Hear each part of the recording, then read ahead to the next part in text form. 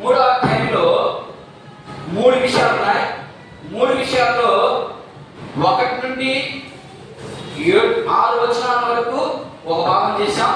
దాన్ని మనం చెప్పేస్తున్నాం. అందులో దానికి ఏ పేరు పెట్టుకున్నామయ్యా దానికి అంటే, ఈ అధ్యాయానికి అంతటికి కూడా యేసుక్రీస్తు ప్రభువు శ్రేష్ఠుడు అనే విషయాన్ని తీసుకుని, ఎవరికంటే శ్రేష్ఠుడు అనే విషయాన్ని తెలుసుకుంటూ, మొదటిగా దేవదూత కంటే శ్రేష్ఠుడు, రెండవదిగా మోషే కంటే శ్రేష్ఠుడు, తరువాత ప్రవక్తల కన్నా శ్రేష్ఠుడు అనే విషయాన్ని ఇంకా ముందున్నాయి. అవన్నీ ముందుంటాయి. 3 భాగాలు చేయొచ్చు. ఎన్ని అధ్యాయాలు ఉన్నాయి? ఎన్ని పత్రికంతా ఎన్ని అధ్యాయాలు ఉన్నాయమ్మా? 13 అధ్యాయాలు ఉన్నాయి. 13 అధ్యాయాన్ని 3 భాగాలు చేసుకుని 3 భాగాల్లో 3 విషయాలు. ఎవరు మొదటిగా ఎవరికంటే గొప్పవాడు ఆయన, ఎవరికంటే శ్రేష్ఠుడు అనే విషయాన్ని తెలుసుకునే దానికి దేవదూతల కంటే గొప్పవాడు అని కొన్ని అధ్యాయాలు, తరువాత మోషే కంటే గొప్పవాడు అని కొన్ని అధ్యాయాలు. ఆ గ్రంథకర్త హెబ్రీయులకు రాస్తూ వాడికి కొన్ని హెచ్చరికలతో కూడినటువంటి మాటలు ఇస్తా ఉన్నాడు. ఎందుకు ఇస్తున్నాడు? అసలు ఇవ్వడానికి కారణం ఏంటి అంటే, మనం మాటకి చెప్పుకోవాలి. ఈ మాటని అంతకుముందంతా మాకు మేము చేసేదంతా కరెక్ట్ కాదా అనే ఉద్దేశంతో ఉన్నటువంటి ప్రజలకి ఆయన మీరు చేసిందంతా కరెక్టే, కానీ మీరు నీతిమంతులుగా అవ్వరు, మీకు పరలోక రాజ్యం రాదు, లేకపోతే మీరు అనుకున్నదంతా శుద్ధ వేస్ట్, దానివల్ల ప్రయోజనం ఉండదు అనే విషయాలు తెలియపరచడానికి హెబ్రీయులకి వస్తా ఉన్నాడు ఆ పత్రిక. హెబ్రీయులు అంటే మీకు ఆల్రెడీ తెలుసు, ఇశ్రాయేలులో ఒక భాగం. ఆ భాగంలో ఉన్న వారు ఏం చేశారు అంటే, అంతకు ముందంతా హెబ్రీ క్రైస్తవులు ఏం చేస్తున్నారంటే, వాళ్ళు బలులు, అర్పణలు, ఆచారాలు, సద్భాతు, సున్నతి, వీటి మీద ఆధారపడింది వాళ్ళ జీవితం అంతా, వాళ్ళ భక్తి అంతా. హెబ్రీయులకి దేని మీద ఆధారపడింది జీవితం అంతా? సున్నతి, సద్భాతు, తర్వాత వచ్చి ఆచారాలు, బలి, అర్పణ, వీటి మీద ఆధారపడింది. అలా ఆధారపడినటువంటి ప్రజలకి యేసుక్రీస్తు ప్రభుని వాళ్ళకి అర్థం చేసి చెప్పేదానికి, మీరు బలులు అర్పించడం వల్ల ప్రయోజనం ఉండదు. బలిని కల్పిస్తారు. నేనే చెప్పేస్తాను మీకు ప్రశ్న ఎందుకంటే గొప్పగా చెప్పాను. బలిని కల్పిస్తారు అంటే, ఎవరైనా ఒక వ్యక్తి పాపం చేస్తే ఆ పాపము నిమిత్తము ప్రాయశ్చిత్తము చెల్లించాలి.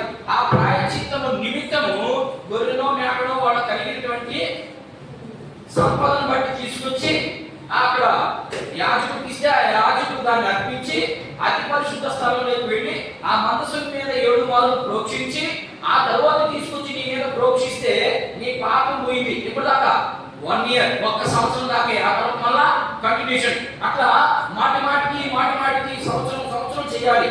అదంతా ఏం పడలేదు. ఇదిగో నా ప్రభు వచ్చాడు, ఒకేసారి చెల్లించాడు ఆ వెలంతా. దాన్ని చూపించేదానికి గ్రంథకర్త వాళ్ళకి చెప్తా ఉన్నాడు. వాళ్ళేమో ఎక్కడి నుండి జాగ్రత్తగా ఉండాలి. మనకు కూడా ఇది వర్తిస్తుంది. మనము నిన్నదాకా ఆరాధిస్తున్నటువంటి అనేక మందిని విడిచి ఇప్పుడు ఎవరి దగ్గరకు వచ్చాము? యేసుక్రీస్తు ప్రభు గొప్పవాడు, ఈయన ద్వారా తప్ప ఇంకెవరి ద్వారా పరలోక రాజ్యం రాదు అని మనం తెలుసుకున్నాం. కాబట్టి మనం వచ్చాము. మనం వచ్చిన తర్వాత ఏదో కొంత ఇబ్బంది జరిగింది. ఒకటే గుర్తుపెట్టుకోనండి, యేసుక్రీస్తు ప్రభు దగ్గరకు వస్తే మీ జబ్బులు బావు, మీకు అప్పులు బావు, మీకు లేనిపోని శ్రమ ఎదుర్కొంటుంది. మొదట గుర్తుపెట్టుకోనండి. అయితే అక్కడే లేదు కదా, ఆడే ఉండండి చావటిపోయి. యేసుక్రీస్తు ప్రభు బైబిల్ మొత్తం బాగా చదివి అర్థం చేసుకుంటే ఏమి ఇస్తానన్నాడు ఆయన అంటే, నీకు పరలోకం ఫ్రీగా ఇస్తా, అంతే. ఈ లోకంలో ఆస్తులు అంతస్తు నేను ఏమిస్తాను, అట్లని నిన్ను అనాథగా విడిచిపెట్టడు, అట్లని నిన్ను అనాథగా మాత్రం విడిచిపెట్టడు. నీకు ఏం కావాలనో, ఎప్పుడు కావాలనో, ఎలా సిద్ధపరచాలనో అన్నీ ఆయన తెలుసు. నాకు జబ్బు వచ్చింది, నేను చచ్చిపోతానని చచ్చిపో. ఏ రోజైనా చచ్చిపోవాలి. జబ్బు పెట్టేది ఎవరు? దేవుడి. తీసేసేది ఎవరు? యోహాను సువార్త బాగా చదవాలి మీరు. యోహాను సువార్తలో ఉంటుంది ఇదంతా. కొంతమందికి ఒక్కొక్క రీతిగా ఫీల్ అయిపోతా ఉన్నారు. ఏ ఫీల్ అవసరం లేదు. ఏదో రోజు భూమిని ఖాళీ చేయాలి మనం. ఆ ఖాళీ చేయాలంటే ప్రభు చిత్తం లేకుండా ఖాళీ చేయం.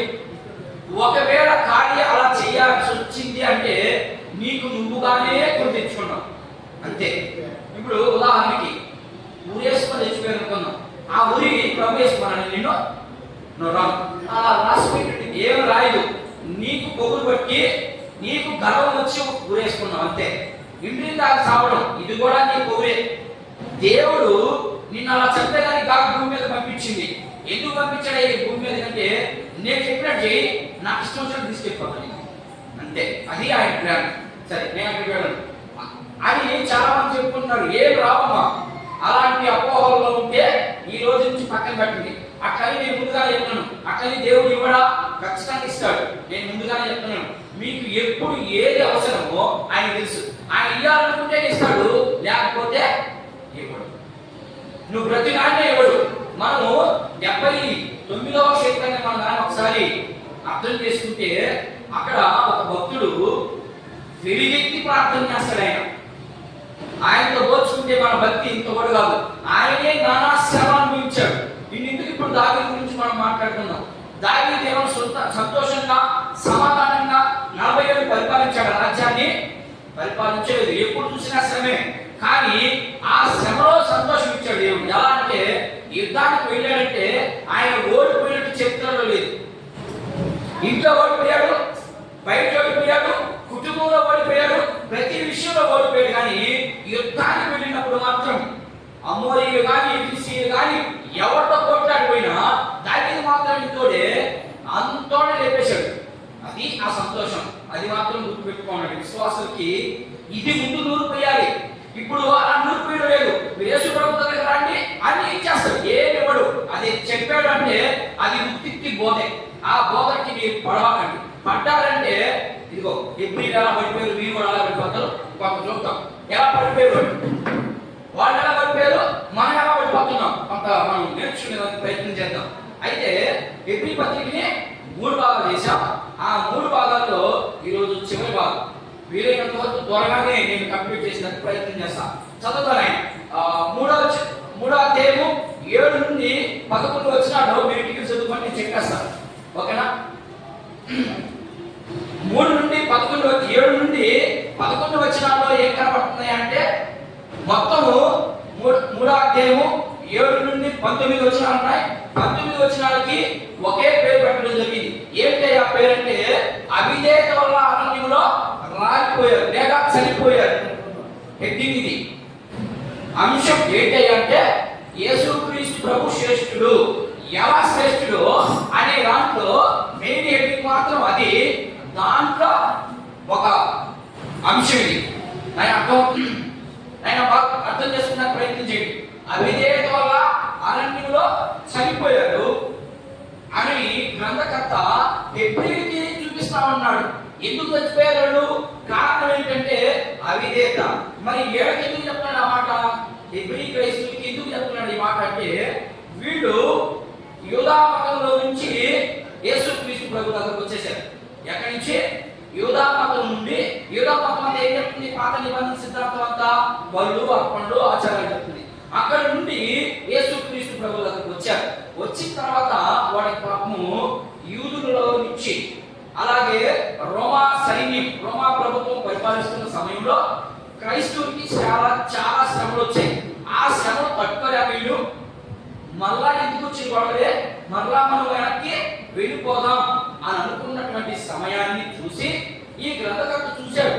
చూసి అయ్యో ఇంత మంచి శ్రేష్టమైనటువంటి వారి దగ్గరకు వచ్చి ఒక్కవేళ చిన్న శ్రమలు వచ్చాయని మళ్ళా మీరు ఎందుకు వెనక్కి వెళ్తారు?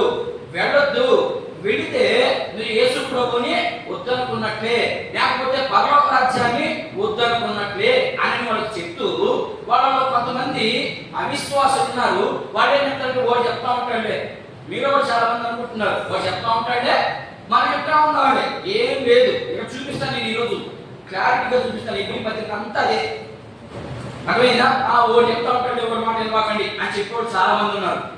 అలాంటి వాళ్ళలో ఇప్పుడు ఏమైపోయిందో ఇక్కడ చూపిస్తా ఉన్నాడు గ్రంథకర్త. ఇదిగో మీరు అనుకుంటున్నారు కదా నేను చెప్తున్నాను, మీరు మాత్రం వినలేదు.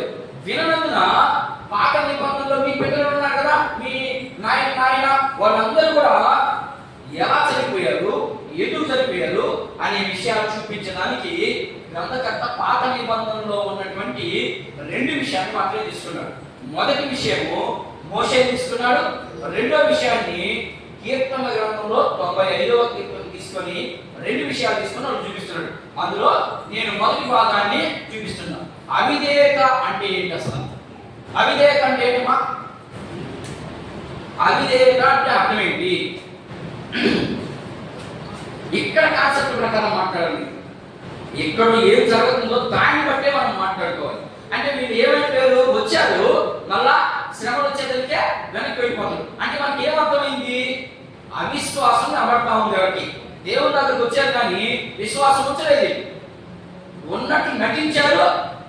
ఆ నటనకి దేవుడు ఒప్పుకుంటాడా? ఒప్పుకోడు. ఇంకా పడతాడు శ్రమ. నటించేవాడికి ఇంకా పడతాడు, భయంకరంగా పడతాడు శ్రమ. నటించిన వాడికి శ్రమ వస్తుంది, నీ ఇంట్లోకి వస్తుంది, నీ ఒంట్లోకి మాత్రం రాదు. నీ ఒంట్లోకి వచ్చింది అంటే నువ్వు అవిశ్వాసంతోనే ఉన్నావు అంతే. నీకు మారు మనసు లేదు, రక్షణ లేదు, పాపక్షమాపణ అసలు లేదు. ఈ 3 ఉంటే నీ ఒంట్లోకి రాదు, నీ ఇంట్లోకి వస్తుంది ఖచ్చితంగా. యోహాను సువార్తలో చెప్పాడు, లూకా సువార్తలో కూడా చెప్పాడు, దేవుడు చెప్పాడు. అవిశ్వాసంగా ఉన్నావు నువ్వు అంటే నేరుగా నీ ఇంట్లోకి వస్తుంది, నీలోకి మాత్రం రాదు. నీలోకి వచ్చింది అంటే నీకేం లేదని రక్షణ లేదు, మారు మనసు లేదు. నీంట్లో మాత్రం వస్తుంది, నీంట్లో పక్కన అంతే. నీ ఒంట్లోకి వచ్చేసింది అంటే ఖచ్చితంగా నీకేమి లేవని, ఈ 3 లేవని అర్థం చేసుకోవాలి. సరే, నేను మొదటిగా అవిధేయత అంటే ఏంటో మనకు కొంత వివరిస్తాను. అవిధేయత అంటే మాట వినకపోవడం. అవిధేయత అంటే ఏమో చేయాల్సిన అవసరం లేదు. మాట వినకుండా, చెప్పింది చేయకుండా, చెప్పిన దాన్ని నమ్మకుండా ఉంటే దాన్ని అవిధేయత అంటారు. ఇప్పుడు ఈ క్రైస్తవులు ఏం చేస్తున్నారు? ఇక్కడికి వచ్చారు, మళ్ళా వెనక్కి వెళ్ళిపోవాలనుకున్నారు. అందుకని ఏం చెప్తున్నానంటే, విశ్వాసంలో ఉన్నటువంటి మనుషులు పడిపోకుండాన్నట్లు, ఎక్కడ పడిపోకుండా, లోకంలో పడిపోకుండా ఉన్నట్లు మీరు బ్రతికినంత కాలము కష్టమైన, శ్రమైన, కన్నీళ్ళైనా, అది సంతోషమైన ప్రభుతో కూడా ఉంటే మనం ఎక్కడికి వెళ్తామని అర్థము? నిత్య జీవితాన్ని జీవించుకునే దానికి అవకాశాలు ఉంటాయని వారికి చూపిస్తూ ఇదిగో కొన్ని ఉదాహరణలు చూపిస్తున్నారు. మీరు అలా వెళ్ళిపోతున్నారు కదా, వెళ్ళిపోతే ఇదిగో మోషే పరిపాలనలో మోషే నాయకుడిగా ఉన్నప్పుడు కొన్ని సంఘటనలు చూపిస్తున్నాడు. వాళ్ళు కూడా ఐగుప్తులో ఉన్నారు, ఐగుప్తులో నుంచి బయటకు వచ్చారు. ఎలా వచ్చారు? మోషేతో కూడా అత్యధికంగా వచ్చారా? ఏమ్మా, మోషేతో కూడా వచ్చారు కదా. ఐగుప్తులో ఉన్న వీళ్ళు బానిసలుగా ఉన్నారు. ఎన్ని సంవత్సరాలు? 420 సంవత్సరాలు ఉన్నారు. 420 సంవత్సరాలు బానిసలుగా ఉండి దేవుడు వాళ్ళ మొర విని మోషేని పంపించాడు. మోషేని పంపించి తీసుకొచ్చాడు. మోషే అక్కడికి వెళ్ళిన తర్వాత మోషే మీతో నేను వచ్చేస్తాను అన్నాడు.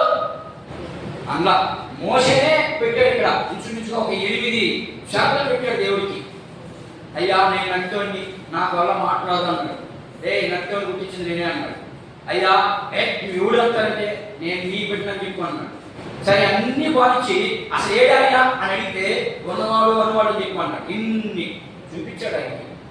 మోషేని బానయ్య అన్నప్పుడు మోషేకి ఎన్ని గుర్తులు చూపించాడు ఆయన? చాలా గుర్తులు చూపించాడు కదా. తర్వాత ఫరో దగ్గరికి వెళ్ళాడు. నేను అదంతా మీకు కొన్ని రెఫరెన్స్ చెప్తాను, చదవండి. నేను మీకు ఒక స్టోరీ లాగా చెప్పేస్తాను. తర్వాత మనం దాన్ని మీరు అర్థం చేసుకున్నానికి నేను రెఫరెన్స్ చెప్తాను, చదవండి. వెళ్ళాడు. వెళ్ళిన తర్వాత ఇశ్రాయేలు ప్రజల గారికి వెళ్ళి, అయ్యా, మీ దేవుడు మిమ్మల్ని బయటకు తీసుకురామన్నాడు, నేను పోయి ఫరోతో మాట్లాడతాను అన్నాడు. సరే, ఓకే అన్నాడు. ఓడి బయట అన్నారు కొద్దిమందే. ఫరోవాడు మాత్రము ఆడే ఉండాలనుకుంటున్నారు. ఎందుకని? ఇల్లుగా చేసుకున్నారు, పొలాలు కొనేసుకున్నారు, అన్ని కొనేసుకున్నారు. కానీ దేవుడు ఏం చెప్పాడు వాళ్ళకి? అబ్రహాంతో చెప్పాడు, నీది కాని పరదేశంలో నీ సంతానము 420 సంవత్సరాలు ఉంటారు ఇక్కడ. ఆ తర్వాత నేనే వాడిని తీసుకొస్తానని అబ్రహాంకి పిల్లలు పుట్టే ముందే చెప్పాడు అన్నమాట. ఇవన్నీ వాడు రాసి, వాడు చదివి, వాడు అన్ని నేర్పించుంటారు. తల్లిదండ్రులు నేర్పించరా? అన్ని నేర్పించుంటారు. ఇప్పుడున్నోడికి ఇందుకు పిల్లవాడికి నీ ఆస్తి ఎక్కడ ఉందో చెప్పేస్తున్నారు. మీ తాతలు, మీ అవ్వడు ఎలా బతికేదో చెప్పేస్తున్నారు. మరి ఆలోచించకుండా ఖచ్చితంగా చెప్పుకుంటారు. చెబితే ఆ సందర్భాన్ని తీసుకొచ్చి చూపిస్తూ వాళ్ళకి వివరిస్తా ఉన్నాడు. ఇదిగో ఆయనకి వెళ్ళాడు. వెళ్ళిన తర్వాత ఫరో దగ్గరికి వెళ్ళాడు. ఫరో ఏంటంటే నేను పంపిన అన్నాడు. అలా పంపించాలి అంటే ఇక్కడ కొన్ని గుర్తులు కావాలి. ఫరో దగ్గరికి పోతే మళ్ళా మేము ఇంటికి పోతాము అని మళ్ళీ ఆయన కోసం ఒప్పుకుంటాడు. అయినా ఇంకా శ్రమ పెడతాడు. ఇశ్రాయేలు ప్రజల కాడికి పోయిన తర్వాత ఇశ్రాయేలు ఏమన్నారంటే, సరే దేవుడు పంపించాడు, మా గుర్తెట్లా అన్నాడు. గుర్తెట్లా అన్నప్పుడు నేను పోయి అక్కడ నిలబడుకున్నాడు. అప్పుడు ప్రార్థన లేదు, వాడు నిలబడుకోవడమే. ఏం ప్రభా అంటే చాలు. ఆయన వెంటనే మేఘం ద్వారా మాట్లాడి నీ చేతుల్లో కర్ర ఎక్కింది అన్నాడు. వేశాడు. వేసం ఏమైపోయింది, అది పాము అయిపోయింది. పట్టుకోతాక అన్నాడు, ఈ భయపడిపోయింది. పట్టుకొని ఇక్కడ నేను ఉన్నాడు, పట్టుకున్నాడు మళ్ళీ ఏమైపోయింది, కారు అయిపోయింది. అది చూసేది అందరూ చూశారు.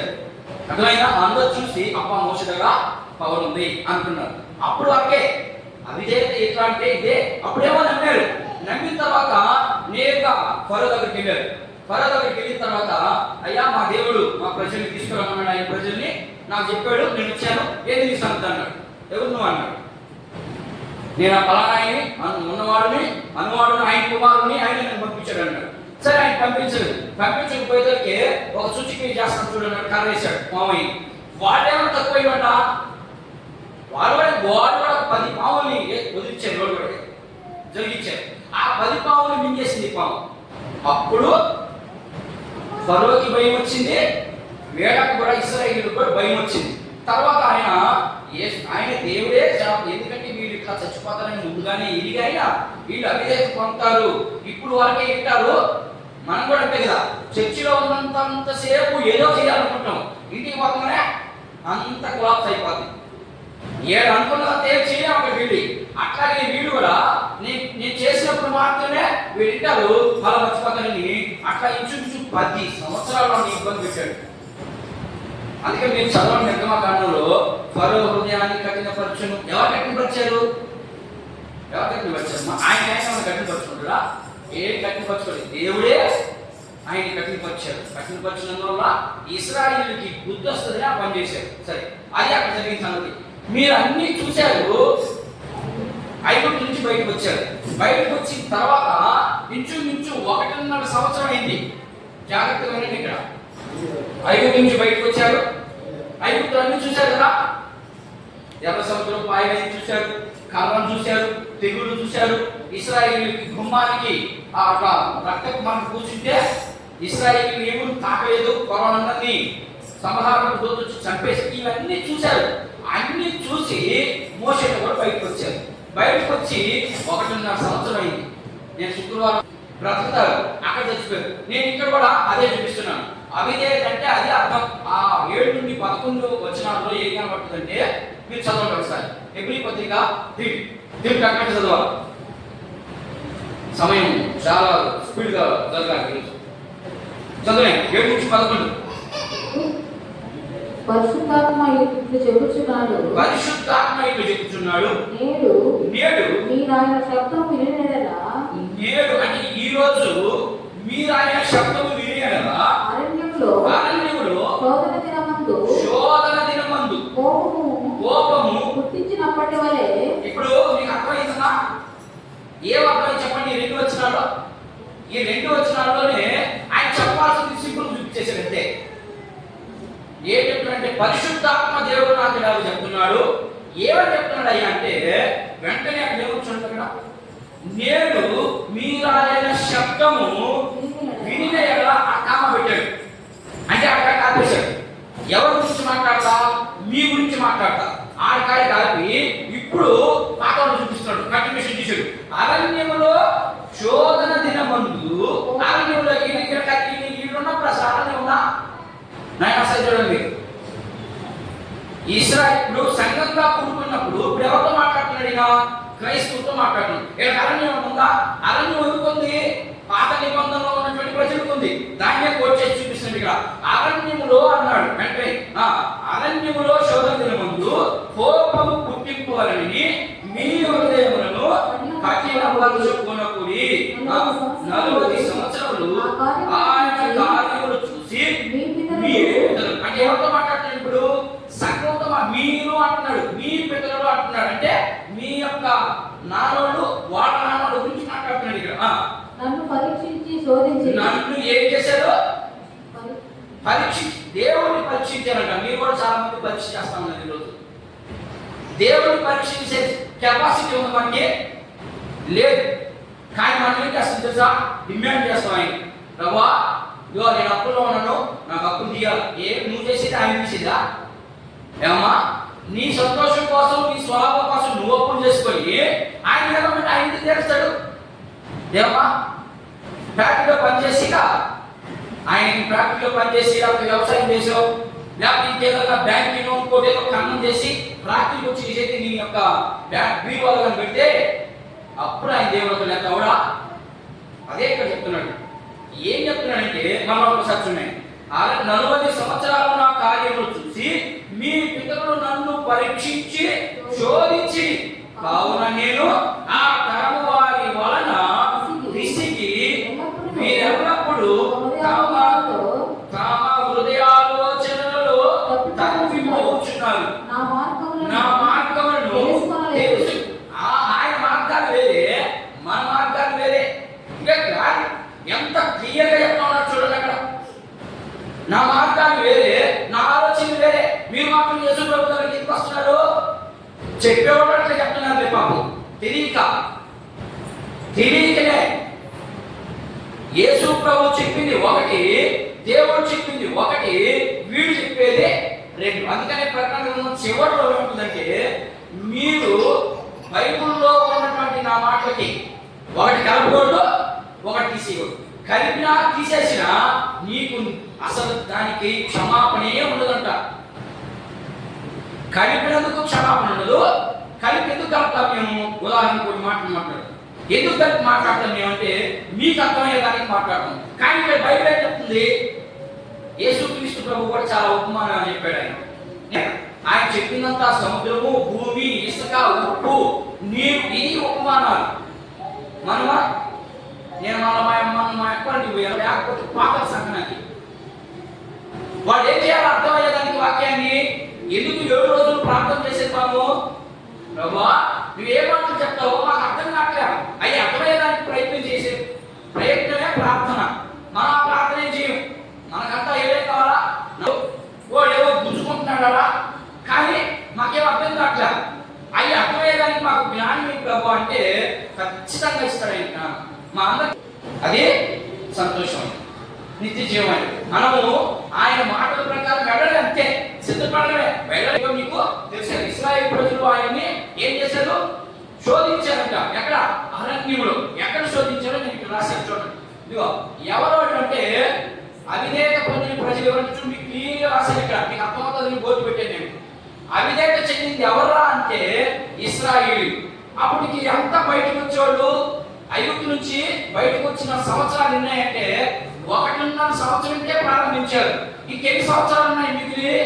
37.5 సంవత్సరం ఉంది. మొత్తం ఎన్ని సంవత్సరాలు తిరిగారు? 40 సంవత్సరాలు తిరిగారు. ఈ 40 సంవత్సరాల్లో 1.5 సంవత్సరం కానీ ప్రారంభించారు దేవుని శోధించడానికి. దాన్ని చూపిస్తున్నాడు ఇశ్రాయేలుకి, ఎబ్రియులారా మీరు వచ్చారు దేవుని దగ్గరికి, మీకు ఏదో ఇంత శ్రమ వచ్చిందని ఎంత మంచి వ్యక్తిని వదులుకొని మళ్ళా వ్యక్తి కింద ఎక్కడుతున్నారు. వెనక్కి పోవద్దు. వెనక్కి పోతే ఏం జరుగుతుందో ఏమైనా చూపిస్తామన్నాడు. వచ్చారు కూడా యేసుక్రీస్తు ప్రభువుని నమ్మి, లేకపోతే యావే అనే దేవుణ్ణి నమ్మి వచ్చాడు. వచ్చిన తర్వాత 1.5 సంవత్సరం మాత్రం బాగానే ఉన్నారు. ఆ 1.5 సంవత్సరంతో ఈయన ప్రారంభించారు. దేవుడిని శోధించారు అంటే అర్థం దేవుడు ఏమన్నా ఒక నడిచొస్తున్నాడా? ఎవరిని శోధించారు వీళ్ళు? మోషే, అహరోనుని. అది మాత్రం గుర్తుపెట్టుకోండి. వచ్చారు. ఈ 1.5 సంవత్సరానికే ప్రారంభించాడు వీళ్ళు. ప్రారంభిస్తే ఇంకెంత ఉంది? 38 సంవత్సరాలు ఉన్నాయి. ఇంకా 38 సంవత్సరాలు ప్రయాణం చేయాలి. ఈ 38 సంవత్సరాలు ప్రయాణం చేస్తే అప్పుడు ఇస్తానన్నాడు వాళ్ళకి. ఏంటి? కనాన్ని, పాలు తేనెలు ప్రవహించే దేశాన్ని ఇస్తానన్నాడు. దీన్ని స్వాధీనం చేసుకోవాలంటే 40 ఏళ్ళు ఆయనతో కూడా నడవాలి. అర్థమైందా? మనం ఇప్పుడు పరలోకాన్ని స్వాధీనం చేసుకోవాలంటే సత్యత్వ ఆయనతో కూడా నడవాలి. అప్పుడే పరలోకం. ఊరికి నేను రాదు. అర్థమైందా? నువ్వు డబ్బులు కొమ్మరి, డబ్బులు పోస్తే వచ్చేది. అక్కడ అనుకుంటే కోటీశ్వరులు చాలా మంది ఉన్నారు. డబ్బులు ఇచ్చే యేసు ప్రభుకి పరలోక రాజ్యం టికెట్ ఫ్రీగా తీసుకునేవాడి. అర్థమైందా? డబ్బుల వల్ల ఆయన్నే పొందలేము. నువ్వు దేవుడికి పని చేసినంత మాత్రాన పొందలేవు. ఆయన కొన్ని క్వాలిటీస్ పెట్టాడు. ఆ క్వాలిటీస్ ఉన్నప్పుడు మాత్రమే అది నీకు ఫ్రీగా వస్తుంది, లేకపోతే ఫ్రీగా రాదు. సరే, ఇక్కడ వీళ్ళు ఎన్ని సంవత్సరాలు నడవాలి? 38 సంవత్సరాలు నడవాలి. ఈ 38 సంవత్సరాల్లో వాళ్ళు ఎవరైనా అంటే అవిధేయత పొందిన ఎవరైతే ఇశ్రాయేలు ఎక్కడ అవిధేయత చూపించారు? ఎక్కడ చూపించారు అవిధేయత? చూద్దాం. కీర్తన గ్రంథం దీన్ని చూద్దాం. నేను ఇక్కడ రాశాను. మోరీబా యొద్ద మస్సా దినమందున చదువుదాం చూడండి. కీర్తన గ్రంథము 95వ కీర్తన, టకటక తీయాలి.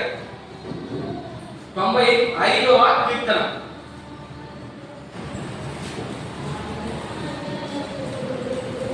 7 నుంచి 11 వచ్చిన చదువుదాం.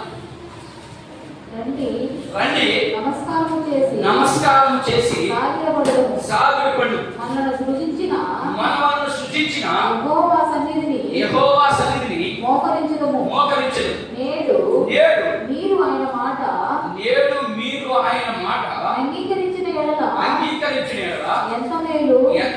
అరణ్యమందు మోరీబా యొద్ద ఎక్కడ వాళ్ళు అవిధేయత చేశారు ఆయన చూపిస్తా ఉన్నాడు. ఎక్కడ చూపిస్తున్నాడంటే మోరీబా యొక్క పక్కనే ఉంటుంది మస్సా దినమందున. చదవండి. మోరీబా యొద్ద మీరు కఠినపరుచుకున్నట్లు మస్సా దినమందు మీరు కఠినపరుచుకున్నట్లు ఏం చేస్తున్నారు?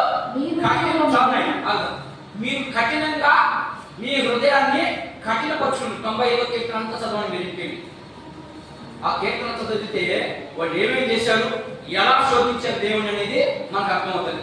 ఇప్పుడు కీర్తనలో చూపించాను నేను. ఇది ఎవరిని వాళ్ళు శోధించింది? ఎక్కడ శోధించారు? ఎవరిని శోధించారు? మోషే కదా శోధించింది. మరి నేను దావీదు గురించి చెప్పాను ఏంటి? మోషే గురించి చూపించాలి కదా. సంఖ్యాకాండం చూద్దాం. టకటక సంఖ్యాకాండం 12వ అధ్యాయం. సంఖ్యాకాండం 12వ అధ్యాయం 7వ వచనం ఒకసారి చూడండి.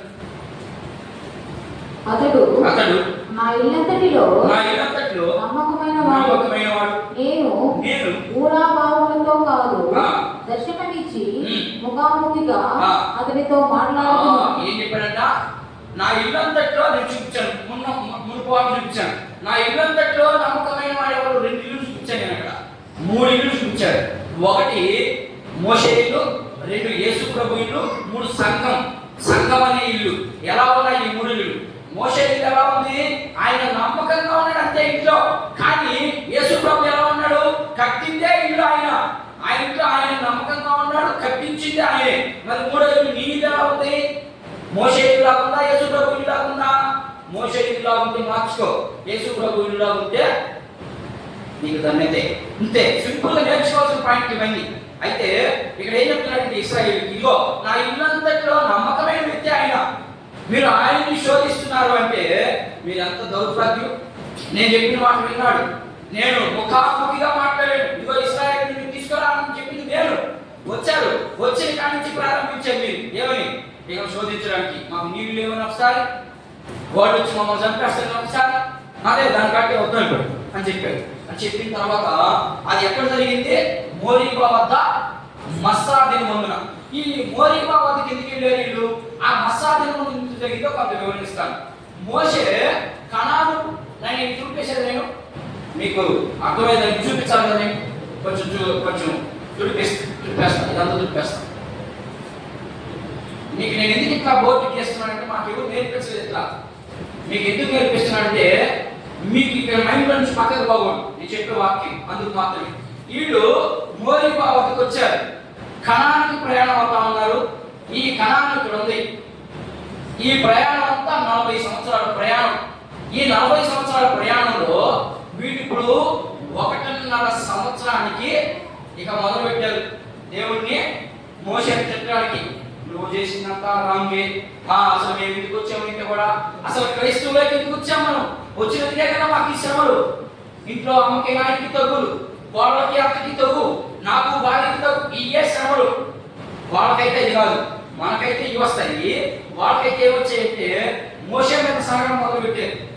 నువ్వు కనాను తీసుకోబోతున్నావు. ఈ మధ్యలో ఎన్ని గ్రామాలు ఉన్నాయి? ఇవన్నీ గ్రామాలు ఉన్నాయి. వీళ్ళకి యుద్ధం మేము చేయగలవా? చేయలేము. వాడు చూస్తే ఒక్కొక్కటి 8 అడుగులు ఎత్తున్నాడు, మేము చూస్తే 3 అడుగులు ఎత్తున్నాం. వాటాడిపోతే ఒక్కొక్కటి 10 మందిని వచ్చి చంపేస్తాడు అనే ప్రాంతంలో మోషే ఏం చేశాడంటే 12 మందిని పంపించాడు. అక్కడికి వేగు చూసినకి. అంటే ఇక్కడ నుండి మనం కనానికి చేరాలి అంటే ఎన్ని ప్రాంతాలు ఉన్నాయి, ఈ ప్రాంతాల్లో ఎవరెవరు మన మీద యుద్ధానికి వస్తారు, వాళ్ళకి ఆల్రెడీ లెక్క. ఇప్పుడు ఇక్కడ వెళ్ళాలి. ఇప్పుడు ఉదాహరణకి కొట్టింపాడు నుంచి మద్రాసు వెళ్ళాలనుకో, మద్రాసు వెళ్ళడానికి రోడ్ ఇస్తాం మనం. ఈయనప్పుడు ఏం జరుగుతుంది, వాడికేమో ఇదే దాన్ని పోవాలి. వాడు పోవాలి అంటే మనం ఏం చేస్తాం, ఏడొస్తారా మా కైలన్నీ దూకుని వస్తారా, మేము పంట వేసినాం అని అంటారు కదా. అదే జరిగింది వాడికి. ఇప్పుడు ఇక్కడ బయలుదేరారు, చెప్పాడు మోషే ఇదిగో మీరు 12 మంది వెళ్ళండి, దాన్ని వేగు చూడటం అంటారు. మీకు యెహోషువ గ్రంథంలో చెప్పాను నేను ఇదంతా, మళ్ళా ఒకసారి జ్ఞాపకం చేస్తాము. వీళ్ళు బయలుదేరాడు, 12 మంది పోయారు. 12 మంది పోయిన తర్వాత ఈ ప్రాంతం అంతా చూసుకుంటా సగంత్రానికే వచ్చారు. సగంత్రానికి వచ్చి ఈ సగంత్రం లోపల ఇక్కడి నుంచి స్టార్ట్ అయ్యింది యుద్ధాలుగా. ఈ యుద్ధంలో ఈ ఊరికి వచ్చారు, వీళ్ళు కొద్దిగా ఉన్నారు, ఇదేం చేయలే చక్కాస్తాలే అని అంటున్నారు. ఎవరెవరు? ఇద్దరు మాత్రమే. వాళ్ళలో మొదటి వాడు యెహోషువ, అర్థమైందా?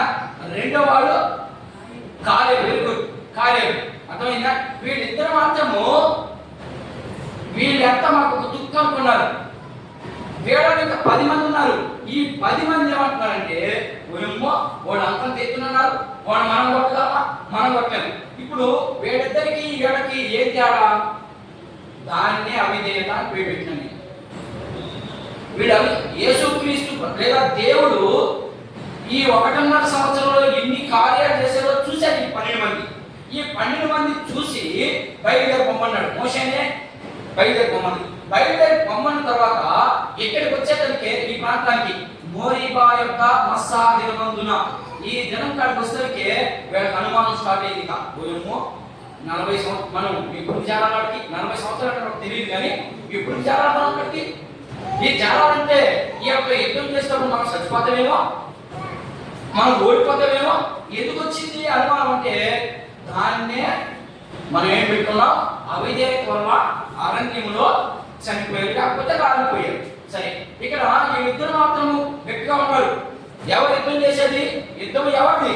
యెహోవాది. మాకేం సంబంధం లేదు, మేము నిలబడుకుంటాము, యుద్ధం చేయించేది ఆయన అంటున్నారు. మీకు ఉదాహరణకి ఆ మాట చెప్పేదానికి దావీదు మహారాజు చిన్నపిల్లడుగా ఉన్నప్పుడు యుద్ధానికి వెళ్ళాడు. ఎక్కడికి వెళ్ళాడు? మొదటి సమయంలో గ్రంథం 15వ అధ్యాయంలో వస్తుంది ఇదంతా. అది ఏమంటుందంటే గొలియాతును చంపడానికి వెళ్తాడు. గొలియాతు చూస్తే అంతోడు, వీడు చూస్తే ఎంతోడు. కొట్టిందేమో ముందు నుంచి, పడ్డదేమో ఈడు సాయపడ్డు. ఒకవేళ ఆ నుంచి కొట్టి వెనక్కి పడాలి, కానీ ముందు కింద పడతాడు అంటే వెనక్కి కూడా దక్కలే. అర్థం వెనక కట్టింది ఎవరు? దేవుడే. అది మీకు ఉదాహరణకి. వీడికి అంతా తెలుసు, అయినా కూడా వీడు మాత్రం అసలు దేవుడిని నమ్మడం లేదు. నమ్మకపోయేదంటే వీడు వచ్చారు ఇక్కడికి. అప్పుడు తగ్గుబడింది. ఏమని? శోధించేవాడిని విపరీతం, మాకు ఆ యుక్తుల సమాధులు లేవా, ఆ నుంచి మమ్మల్ని ఇంటికి తీసుకొచ్చారు, ఇవన్నీ తొలిగారు. నేను కొన్ని రెఫరెన్స్ చెప్తాను, ఆ రెఫరెన్స్ రాసుకుంది మీరు, తర్వాత ఇంటికి చదువుకుంది, నేను కొత్తగా వివరిస్తాను. తరువాత వీళ్ళు వేగు పంపిస్తే వీళ్ళు వేగు వచ్చి చూసి అయ్యా మోషే దగ్గరికి వచ్చేసారు. మోషే దగ్గరికి వచ్చేసి ఓయమ్మ వాడు చాలా ఎత్తున్నారు, వాళ్ళతో మనం చేయించలేము, మేము మాత్రము రాలేమన్నారు. ఎవరు? 10 మంది. ఈ ఇద్దరు మాత్రము ఏం లేదు, వాళ్ళ లెక్క మనకు ఒక లెక్క కాదు, లేపేస్తామని అని వీళ్ళు చేశారు. ఇప్పుడు ఈ 12 మంది, ఈ 10 మంది ఏం కోరుకున్నారు చూడండి. ఈ 10 మంది ఏం కోరుకున్నారు?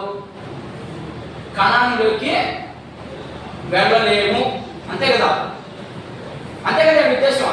మనం మనం చేయించలేము అన్నారంటే కనానులోకి మనం వెళ్ళలేము అని అనుకున్నారు. వీళ్ళు ఏదైతే అనుకున్నారో అదే జరిగింది. వీళ్ళు వెళ్ళలేము అనుకున్నారు. వీళ్ళు 10 మంది మాత్రం ఇక్కడికి వెళ్ళలేకపోయారు. వీళ్ళు మొత్తం ఎంతమంది? ఇశ్రాయేలు బయలుదేరింది ఎంతమంది గుర్తున్నాయన? ఏమ్మా ఎంతమంది బయలుదేరారు ఐగుప్తు నుంచి? 60 లక్షల మంది కదా. 60 లక్షల మంది బయలుదేరితే ఈ 60 లక్షల మందిలో 20 లక్షల మంది చచ్చిపోయారు. 12 లక్షల మంది చచ్చిపోయారు. ఈ 12 లక్షల మందిలో చచ్చిపోయిన వాళ్ళు ఎంత వయసు కలిగిన వాళ్ళు అంటే 20 సంవత్సరాల వయసు కలిగిన వాళ్ళు చచ్చిపోయారు. అర్థమవుతుందా? జాగ్రత్తగా వినండి. మొత్తం 60 లక్షల మంది బయలుదేరారు. ఆ బయలుదేరిన వాళ్ళలో 12 లక్షల మంది యవనస్తులు, అంటే 20 సంవత్సరాల వాళ్ళు. ఈ 20 సంవత్సరాల్లో స్త్రీలు ఉన్నారు, పురుషులు ఉన్నారు. అర్థమైందా? వీళ్ళు మొత్తం చచ్చిపోయింది 12 లక్షల మంది. ఈ 12 లక్షల మంది ఎన్ని దినాలు చచ్చిపోయారు? 38 సంవత్సరాలకి 38 సంవత్సరాలకి ఎన్ని దినాలు? ఎన్ని దినాలమ్మా? 14,580 రోజులు. లెక్కేసుకోండి కావాలంటే. 38 సంవత్సరాలకి ఎన్ని దినాలు ఉన్నాయి? 14,580. నెలకైతే 82, 83. ఈ 80 రోజుల్లో ఎంతమంది చచ్చిపోయారు మొత్తం మీద? ఈ 14,580 రోజులకి 12 లక్షల మంది చచ్చిపోయారు. ఈ 12 లక్షల మంది కంటే 14,580 రోజుల్లో ఎన్ని గంటలు ఉన్నాయి రోజుకి? లెక్క ఇది. ఎన్ని గంటలు ఉన్నాయి మా రోజుకి? ఏం పిచ్చి చేస్తుందా? ఇది ఒక సబ్జెక్ట్. ఇది ఎక్కడ చెప్తేనే వాక్యం అర్థమయ్యేదానికి వస్తున్నారు మీరు. అసలు ఒకరితో తిప్పుకొని చెప్తే మీకేం అర్థమవుతుంది? లెక్క కొట్టండమ్మా. ఇప్పుడు 14,580 రోజులు వచ్చాయి. ఎన్ని సంవత్సరాలకి? 38 సంవత్సరాలకి. అందులో రోజుకి ఎన్ని గంటలు? చచ్చిపోయిన సంఖ్య మొత్తం ఎంత? 12 లక్షల మంది. అర్థమైందా? అందులో 6,000 మంది స్త్రీలు, 6,000 మంది పురుషులు. అందులో గంటలు ఎన్ని? రోజుకి ఎన్ని గంటలు? 24 గంటలు. అర్థమైందా? 24 గంటల్లో 12 లక్షల మంది చచ్చిపోయారు. 38 సంవత్సరాలకి. గంటకి ఎంత మంది చచ్చిపోయారు? 7 మంది చచ్చిపోయారు. లెక్కేసుకోండి, లెక్క కొట్టుకోండి కావాలి. చెప్పింది అర్థమైందా? 38 సంవత్సరాలకి ఎన్ని రోజులు? 14,580 రోజులు. ఈ 80 రోజుల్లో రోజుకి 24 గంటలు. 24 గంటలకి ఒక గంటకి ఎంతమంది చచ్చిపోయినారు? 12 లక్షల మందికి లెక్కేస్తే 7 మంది చచ్చిపోయారంట. గంటకి 7 మంది. ఈ అరణ్యంలో ఎందుకు చచ్చిపోయారంటే కేవలము అవిధేయత అంతే. దేవుని మాట వినలేదు. రెండోది వీళ్ళు సొలిగారు ఆయన మీద. ఆ సులుగుడికి దేవుడు ఏం చేశాడంటే వాడు ఏదైతే కోరుకున్నాడో దాన్ని ఇచ్చేసాడంతే. నేను కొన్ని వచ్చినా చూపిస్తా. ఇంకా చాలా మంది చెప్పాలంటే అర్థమైంది. మీకు ఎడగారికే బుర్ర పిచ్చిపోండి. ఏదో ఇది లెక్క చెప్తున్నారు ఇక్కడ. అంతే వాక్యం అది చెప్తుంది. సరే చూద్దాం, కొన్ని మాటలు చూద్దాం దీనికి సంబంధించి. సంఖ్యాకాండము 13వ అధ్యాయం. ఎక్కడ శోధించారు? మొదటేమో కీర్తనలో చూపించాను. ఆయన శోధన అక్కడ కీర్తన 95వ కీర్తన 11 నుంచి 7 నుంచి 11 వచనాల్లో 8వ వచనంలో కనబడుతుంది అన్నమాట. ఇప్పుడు సంఖ్యాకాండంలో చూద్దాం. సంఖ్యాకాండము 13వ అధ్యాయం. సంఖ్యాకాండము 13 నుంచి 27 నుంచి 30 వచనాలు చదవండి. ఎక్కడ చదవాలి? వారు అతనికి తెలియవచ్చిందేమనగా నీవు మమ్మల్ని పంపిన దేశమునకు వెళ్ళితివి. ఏం చెప్పారో నేను ఇందాక చెప్పాను కదా. చెప్పి మీకు చదివిస్తాను. వీళ్ళు వెళ్ళారు దేనికి? వేగు చూడడానికి వెళ్ళారు. వేగు చూడడానికి వెళ్ళిన తర్వాత అది ఆ సంఘటన. చదువు. నువ్వు మాకు పంపించిన దేశానికి వెళితివి. అది పాలు తేనెలు ప్రవహించే దేశం. అది పాలు తేనెలు ప్రవహించే దేశం. దాని పనులు ఇవి. అయితే ఆ దేశంలో నివసించే జనులు, ఆ దేశంలో ఉండే ప్రజలు బలవంతులు. వాళ్ళు మరే బలవంతులు. మేము వాళ్ళని జయించలేం. నీకన్నా సొలిగారిగా వారి పట్టణములు ప్రాకారము గలవి. అవి మిక్కిలి గొప్పవి. మరియు అక్కడ అనాకీయులను చూచితిమి. ఎవరంట? అక్కడ ఒక గుంపు ఉంది. ఏంటా గుంపు? అనాకీయుల గుంపు. వాళ్ళు అసాధ్యులు. వాళ్ళు చాలా బలమైనటువంటి వ్యక్తులు. అలాంటి గుంపు చూసాం మేము. వాళ్ళకి మేము మిడతలాగా అదే మనకు చదువు. అమాలేకీయులు దక్షిణ దేశంలో నివసిస్తున్నారు. గిత్తీయులు, యెబూసీయులు, అమోరీయులు కొండ దేశంలో నివసించుచున్నారు. కనానీయులు సముద్రమునంతను యోర్దాను నది ప్రాంతములోను నివసించుతున్నారని చెప్పిరి. కాలేబు మోషే ఎదుట జనులను నిమ్మలపరచి ఏం చేశాడు? కాలేబు నిమ్మలపరచడే. ఎందుకురా మీరు తొందరపడతారా? ఎందుకురా మన దేవుడిని తక్కువ చేస్తారా? ఎందుకురా మన దేవుడిని తీసేస్తారా? నీకు శ్రమ వచ్చింది, నేను మనం వచ్చేస్తాను. డైరెక్ట్ అనుభవికి వచ్చేస్తున్నాను. మీకు ఆల్రెడీ వివరించాను కాబట్టి ఇప్పుడు అనుభవికి వచ్చేస్తున్నాను. యేసు ప్రభు దగ్గరికి వచ్చా. శ్రమ వచ్చినంత మాత్రమేనా నీ దగ్గర లేడైన దేవుడు? మీ ఇంట్లో కష్టం వచ్చినంత మాత్రమేనా నీ దగ్గర లేవుడైన దేవుడు అనుకోబాకు. నేను చెప్పేది అర్థమవుతుందా? మన ఇంట్లో ఏదైనా బాధ వచ్చేసిందనుకో, ఎక్కడేంటి దేవుడు ఎక్కడమ్మా వంటింట్లో ఉన్నాడు ఆ పదము పదం వంటింట్లోకి అని అనుకుంటారు ప్రజలు. ఏ పోడాయి వంటింట్లోకి నీలోనే ఉంటాడు, నిన్ను ఓదార్స్తా ఉంటాడు. నువ్వు దాన్ని గ్రహించలేవు. నువ్వు గ్రహించాలంటే నువ్వేం చేయాలా? నీకు ప్రార్థనా బలం ఉండాలి, రెండోది వాక్య బలం ఉండాలి. ప్రార్థనా బలం ఏం చేస్తుందంటే మనిషిని తప్పిస్తుంది, చావు మాత్రం కన్ఫర్మ్. మనిషిని తప్పించేది ప్రార్థన, చావులను తప్పించేది జీవవాక్యం. అంతే, చావులను తప్పించి అర్థమవుతుంది చెప్పేదైనా.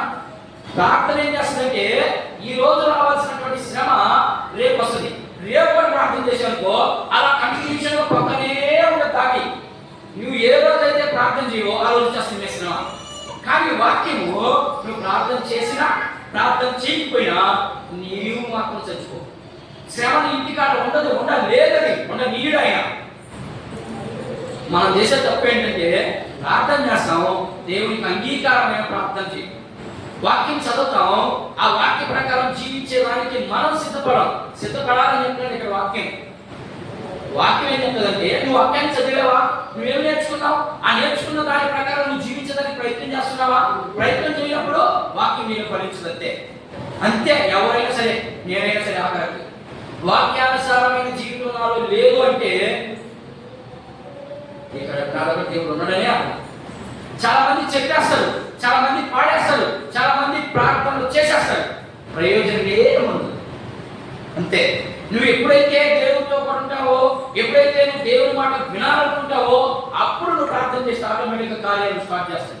ఒకవేళ కార్యాలు చేయకపోయినా అది నీకు పరీక్షే, అంతే. అది నీకు కేవలం పరీక్షే. నా బిడ్డ నిలబడతాడా, ఊడిపోతాడు. ఆయన అడిగితే నేను ఇప్పుడు ప్రార్థన చేయ ప్రభా మాకు సల్లా కూడా ఈ రోజు ప్రార్థన చేసేందుకో సల్లా ఉండేటట్టుగా చేసేందుకైనా నేను మనం నిలుస్తావా? నిలం. అందుకని దేవుడు ఏం చేస్తాడంటే ఇంకా ఎండబెడతాడు, ఆగా ఎండబెడతాడు. నీవు ఈ ఎండ నిలుస్తాడా, పోయేసి కూర్చుంటాడు.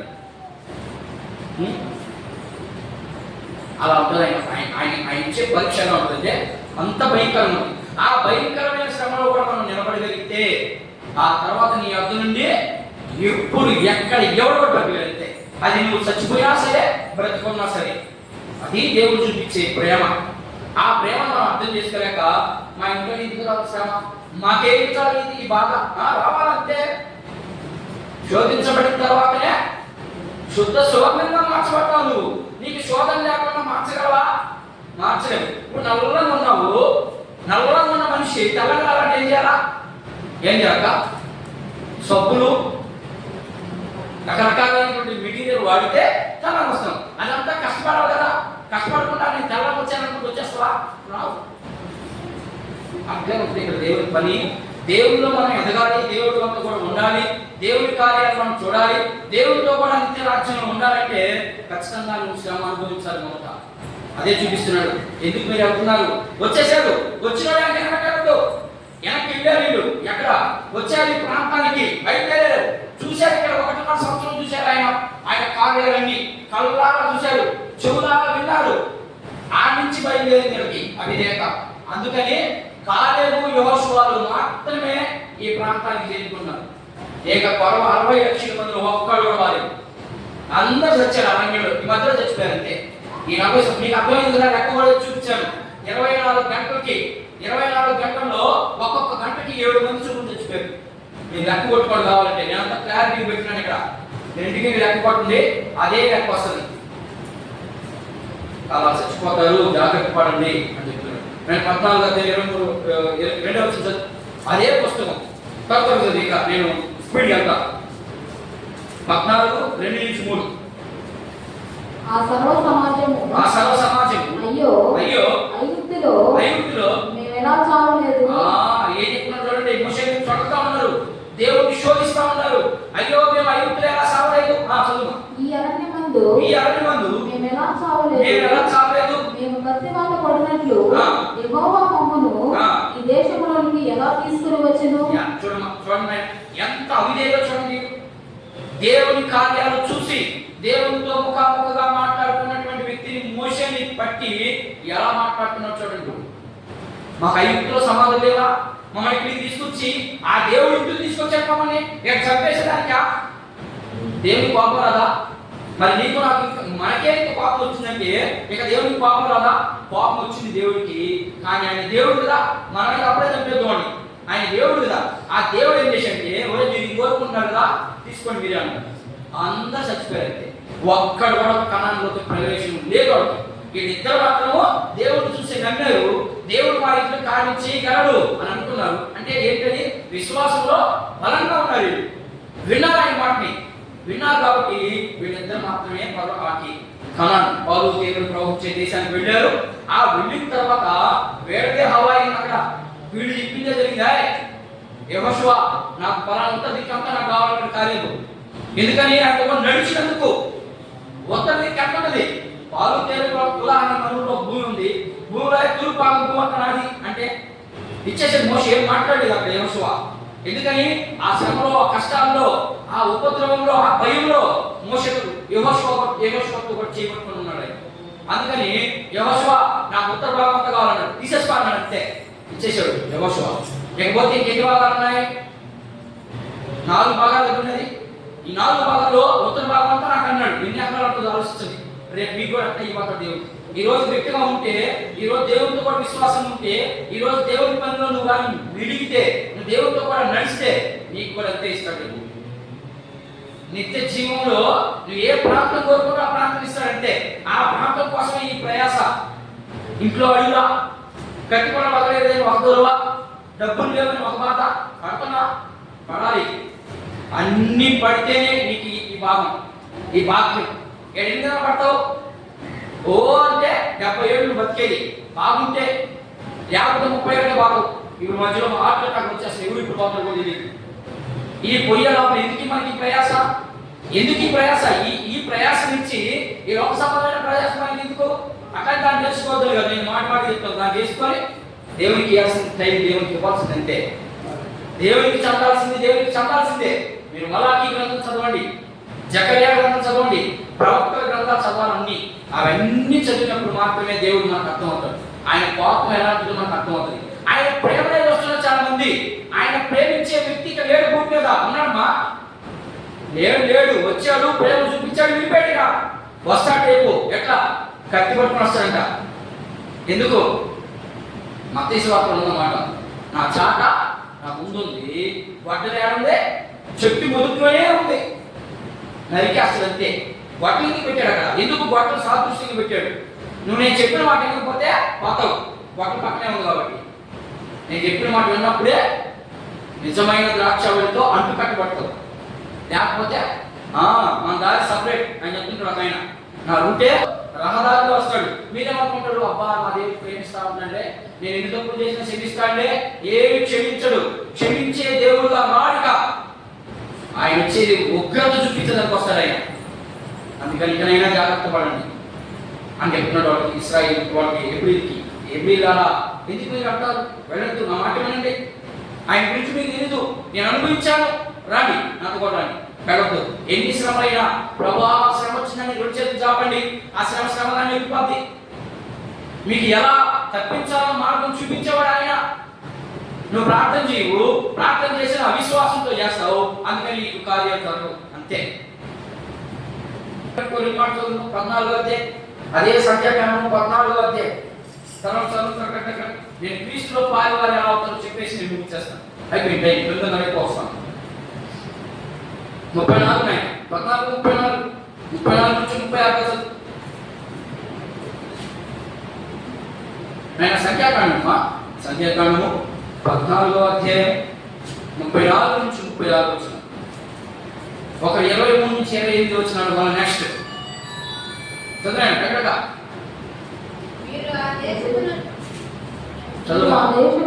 మీరు ఆ దేశమును సంచరించి చూచిన 40 దినముల లెక్క ప్రకారము దినమునకు 1 సంవత్సరము చొప్పున 40 సంవత్సరాలు మీ దోష శిక్షను భరించి నేను మిమ్మను త్రోసివేసినట్లు తెలుసుకొందురు. ఇది యెహోవా అను నేను చెప్పిన మాట. చెప్పేసాడు. మీరు 40 సంవత్సరాలు రోజుకి ఎన్ని రోజులు కూడా చెప్పాడు, 40 రోజులు మమ్మల్ని నన్ను నానా తిప్పలు పెట్టారు. కాబట్టి మీకు ఎప్పుడు తెలుస్తుంది ఈ బాధ? ఎప్పుడు తెలుస్తుంది? చచ్చిపోయే రోజు తెలుస్తుంది. మీకు ఎప్పుడు తెలుస్తుంది ఈ బాధ? సంఘంగా ఉన్నటువంటి మీకు చచ్చిపోయి అందరూ లేచి, ఒకవేళ చచ్చిపోకపోతే దేవుడు వచ్చేస్తే అందరూ సంఘంలో నుంచి లేచి వెళ్ళిపోతా ఉంటే అప్పుడు వస్తుందా బాధ? అయ్యో వాడు చెట్టు గుర్తుకున్నాడే, నేను వెళ్ళలేదే, ఎలా తీసుకొస్తా తెలుసా? రొప్పుతా ఉంటాడు ముగ్గురు. ఒక తిప్పే మాత్రం కనపడదంట, వీళ్ళిద్దరు మాత్రం కూర్చొని ఆగకపోయింది. అది టీవీలో కూడా వస్తుందంట. వస్తుందమ్మా, అది దేవుడు చెప్పినటువంటి సత్యం. అది ఆమె వెళ్ళిపోతుందంట, ఎవరు కనపడుతుందంట. ఒక ఆమె అన్నం తింటా కూడా గిని మాత్రం ఉంటుంది. ఆమె కనపడదు. అట్లా పని చేస్తూ ఉంటారు పొలంలో, 10 మంది వెళ్ళిపోతారు, పొలం 5 మంది ఆడే ఉంటారు. అట్లా తీసుకెళ్తాను దేవుడు సింపుల్గా.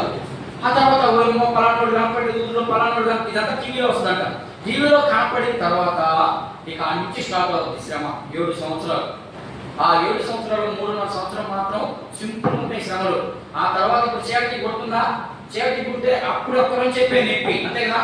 కానీ అప్పుడు వచ్చే బాగుందని కుడితే సచ్చిందాకా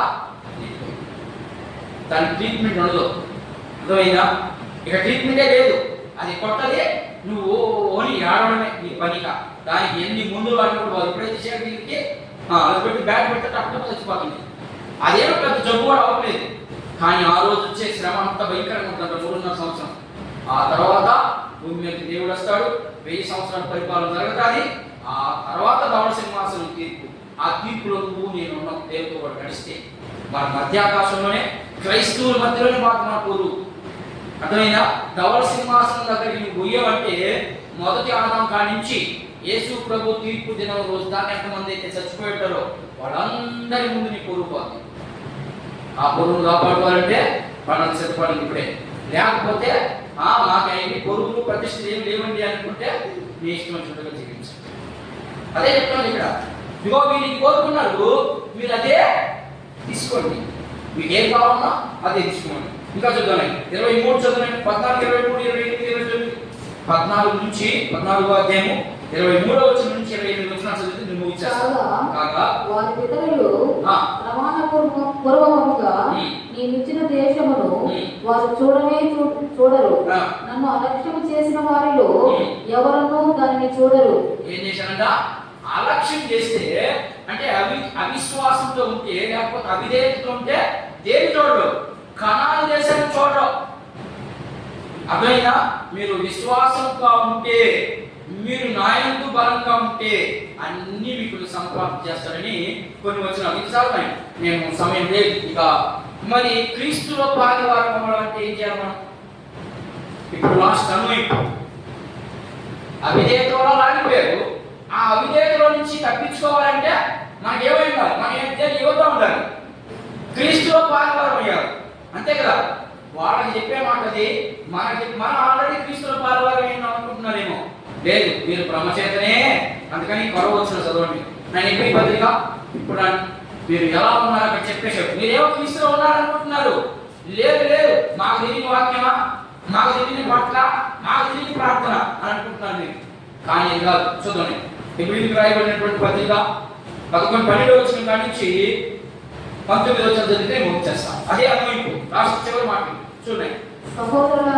సహోదరులారా, జీవము కలిగిన దేవుని విశ్వాసము లేని ఏంటంట? విశ్వాసము లేని దుష్ట హృదయమును మీలో ఎవరి అందైనను ఒకవేళ ఉందేమోనని జాగ్రత్తగా చూసుకోండి.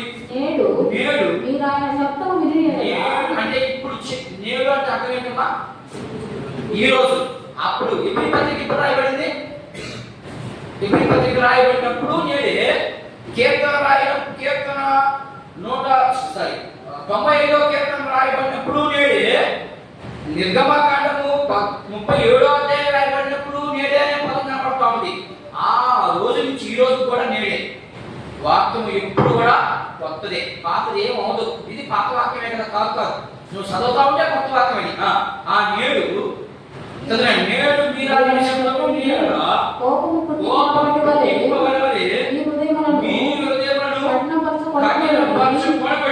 ఆయనతో చెప్పాను. కనుక పాపం వలన కలుగు భ్రమ చేత మీలో ఎవడును కఠినపరచబడుకుంటున్నట్లు నేడు అనబడే సమయం ఉండగానే ప్రతి దినమును ఒకరినొకడు బుద్ధి చెప్పుకొనుడి. ఏలయనగా మొదటి నుండి మనకున్న దృఢ విశ్వాసము అంత మట్టుకు అంతము మట్టుకు, అంత కాదు అంతము మట్టుకు అంటే నువ్వు సత్యం దాకా అని అర్థం. ఎలా ఉన్నానంటే విశ్వాసంలో నేను విశ్వాసంగానే ఉన్నానండి. యాడు నీకు విశ్వాసం? విశ్వాసం ఉంటే భూలోకానికి ఎందుకు బతికిస్తావు మనవా? నీకు ఇది పరాయి వారి తాకిద్దని దేవుడు చెప్తా ఉంటే దానికోసమే బతికిస్తా ఉంటాం మనం. ఇంకా నీకు విశ్వాసం పేరుకేమో క్రైస్తవుని నిద్ర వేసిన ఊరుకొని పక్కోడు గురించి ఎత్తిపోవడమే మన పని. వాడికి పోయినాడు, వీడికి పోయినాడు, వాడు నీకెందుకు? అలాంటి వాడికి విశ్వాసము లేదు. అంతే, విశ్వాసం లేదని అర్థం. ఒక రోజు, 2 రోజులు, 3 రోజులు, 4 రోజులు తప్పు చేస్తాం. ఇక సచిన్ కాలం అంతా ఇదే పెట్టుకొని గూగుల్ ఆడుతున్నావు అంటే నీకేముంది? నువ్వెక్క క్రైస్తవుడు అవుతావు. ఏదో చేస్తాం మనుషులు. ఇప్పుడు నిద్ర వేసిన వదులుకో ఇదే గరువు. ఏడవుతారు మీరు క్రైస్తవులు? మనకేమన్నా అసలు విశ్వాసం? ఆ విశ్వాసం ఉన్నవాడు మాత్రమే వాడట. వాడికి మాత్రమే అంతము వరకు ఆ భయం ఉంటుంది. ఏ భయం? దేవుడు చూస్తున్నాడు, దేవుడు నేను చేసే పని, నేను ఆలోచన ప్రతిదీ చూస్తున్నాడు అనే భయం అప్పుడు ఉంటుంది. నీకు అసలు భయమే లేదు. భయమే రాకుండా ఉంటే నువ్వేడపోతావు దేవుని రాజ్యానికి? దేవుని రాజ్యాన్ని నువ్వెక్క సొంతం తెచ్చుకుంటావు? పేరుకి మాత్రం ఏమేం చేస్తాం? దశంభాగం ఇస్తాం, ప్రార్థన చేస్తాం, ఉపవాసాలు ఉంటాం. ఏది నీకు? ఇవన్నీ ఎలా చేస్తున్నావు నువ్వు? బ్రహ్మచేత. అంతే. నీ హృదయంలో కఠినత్వం ఉండి నువ్వు ఆ కఠినత్వాన్ని బట్టే చేస్తున్నావు ప్రార్థనలు. దానికి జవాబు రాదు. యేసు ప్రభు చేసే ప్రార్థన మనం మాట్లాడుకున్నాం. ఒకటో మాట ఏం చెప్పారమ్మా? ఒకటో మాట చెప్పాడు. ఆయన ఎంత చక్కగా చెప్పాడు తెలుసా? చాలా చక్కగా చెప్పాడు. మీరు విన్నారో లేదు? మనమేమో క్రైస్తవుని, ఆ క్వాలిటీ మనలో కనీసం ఒక భాగంలో ఉండాలి. ఆయన చాలా ప్రార్థనలు చేశాడు యేసు ప్రభు. 2 ప్రార్థనలకు జవాబే రాలేదు. అంటే ఏముందని అర్థం? తండ్రికి ఇష్టం లేదు. ఆయన చేసే ప్రార్థన తండ్రికే ఇష్టం లేదు, అందుకని జవాబు ఇలా. ఏ ప్రార్థన చెప్పగలరు మీరు? యేసు ప్రభు చాలా ప్రార్థనలు చేశాడు కదా, చేశాడు. బైబిల్లో చాలా ప్రార్థనలు చేశాడు. ఆయన ఏ ప్రార్థన చేశాడు? జవాబు ఎందుకు రాలేదు? రేపు వారం చెప్తే 2 ప్రార్థనలకి 20 రూపాయలు సరే చదువుకోరండి. ఏ ప్రార్థనకి జవాబు చదువు సరేనా? ఇప్పుడు ఏం చదువులే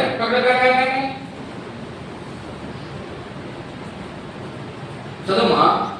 విశ్వాసము అంతము మటుకు గట్టిగా చేపట్టని ఎడల నేను క్రీస్తులో పాలువారమైందును. ఇప్పుడు విశ్వాసములో గట్టిగా ఉన్నప్పుడు మాత్రమే పాలువారు అవుతావు, లేకపోతే అవ్వని అర్థం. కంటిన్యూషన్ ఏం పెట్టాడు? చదువునే విని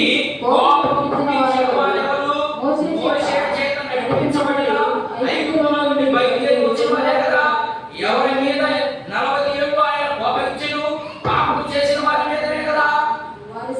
మీరంతా చదవండి, బాగా చదవండి, దాన్ని 10 సార్లు చదవండి, మీకు అర్థమవుతుంది. ఆయన మీద పాపం ఎందుకు వచ్చింది దేవుడికి? అసలు దేవుడికి పాపం వస్తుందా? చాలా మంది మాట తీసుకుంటున్నారు.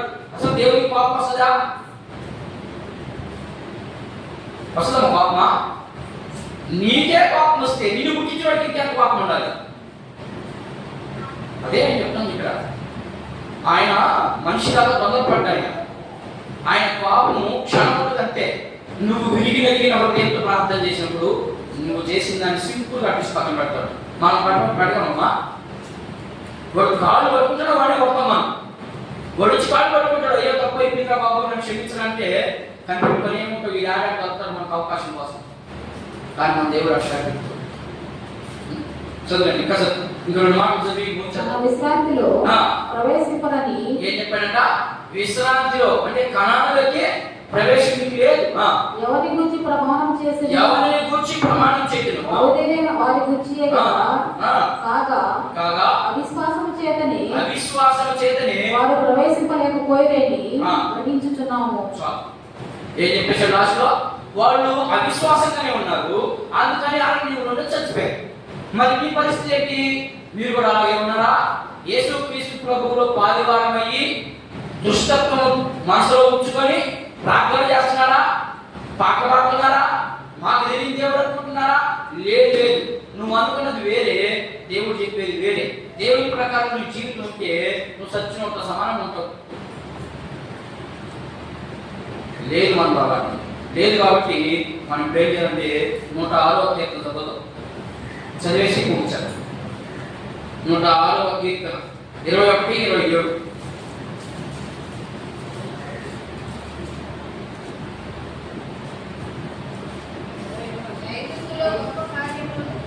ఏంటంట? ఐగుప్తులో గొప్ప కార్యములను, మహాదేశంలో ఆశ్చర్య కార్యములు, ఎర్ర సముద్రం వద్ద చేసిన తమ రక్షకుడైన దేవుని ఏం చేశారో మర్చిపోయారు. మీకు కూడా చెప్తా ఉన్నా నేను, వాళ్ళకైతే చెప్పాడు, అన్ని చూశారు. మరి ఇక్కడికి వచ్చిన వాళ్ళు ఎవరు కూడా దేవుని దగ్గర నేను మేలు పొందుకోకుండా వచ్చాను అన్నవాడు చేయకండి. ఎవరు దేవుని దగ్గర మేలు పొందుకోకుండా వచ్చాను నేను అని గుండె మీద చేసుకొని చెప్పండి. ఎవడం లేవు.